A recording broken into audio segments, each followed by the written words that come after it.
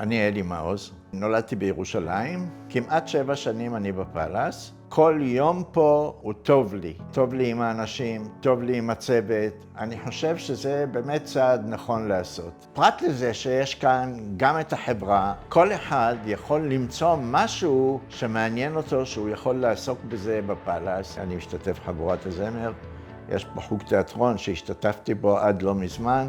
אני הולך לחוג ברידג', אני הולך לחוג קרמיקה. אני פותח את היום שלי בבריכה. אחר כך, או בשיעור התעמלות, אם לא, אז אני בחדר הכושר.